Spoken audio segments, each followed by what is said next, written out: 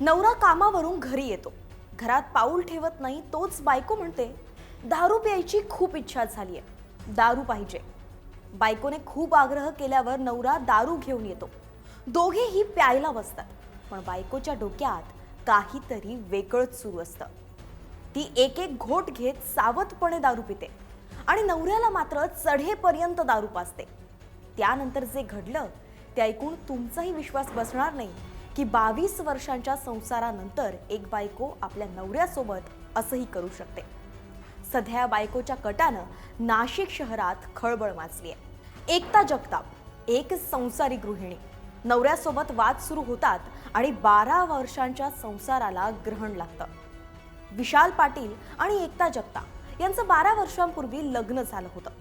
दोघांनीही नाशिकमध्ये संसार थाटला. 7 वर्षांपूर्वी या जोडप्याला मुलगीही झाली. पण नंतर त्यांच्यात असं काही बिनसलं की त्याने विशालला थेट मृत्यूच्या दारात आणून सोडलं.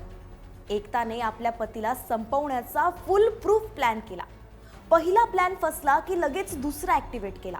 तोही गंडला की लगेच तिसरा आजमावला. आणि या सगळ्याची सुरुवात केली दारूने. 8-8:30 वाजता घरी आलेलो, बाहेर गेलेलो होतो. तर मिसेसनी मला सांगितलं की तू बिअर घेऊन ये, आज माझी इच्छा आली खूप प्यायची. मी तिला म्हटलं आज असं काय एवढं आज वेगळी रिॲक्ट करते. तर ती बोलली काही नाही, मला सहज आज प्यावं वाटली. मी घेऊन आलो. तिनेच तिचे पैसे दिले त्याच्याकडे होते. तर घेऊन आलो. त्याच्यानंतर तिने माझ्याप्रमाणे सोफ्यावर बसायला लावलं पुढच्याच रूममध्ये. तिथं 2 ग्लासमध्ये भरली आणि तिने काय फक्त 2च सिप मारलेले, तसेच ठेवून दिले. मला अख्खी बाजू दिली.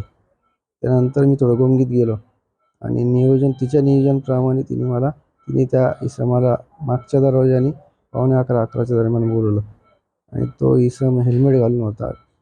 ग्लास होते, ब्लॅक कलरचे, मास्क होता आणि हँड ग्लोव्ज होते. आल्यानंतर त्यांनी गळा दाबायला डायरेक्ट सुरुवात केली. मला मग कळालं सुद्धा नाही कोण आहे काय.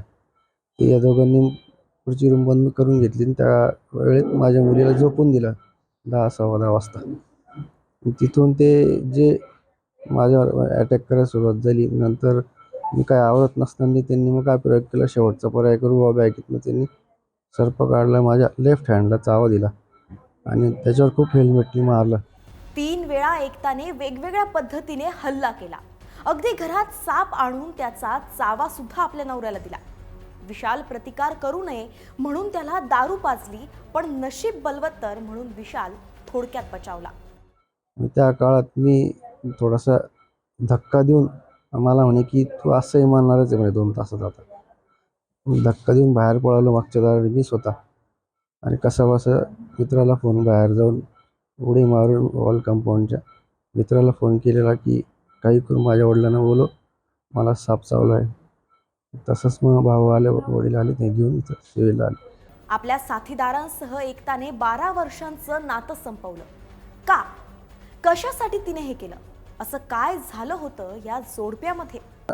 शक्यतो 99% पैशासाठीच. कारण काय म्हणायची की माझ्या नावावर कर प्रॉपर्टी, तुला काय करायचं ते कर.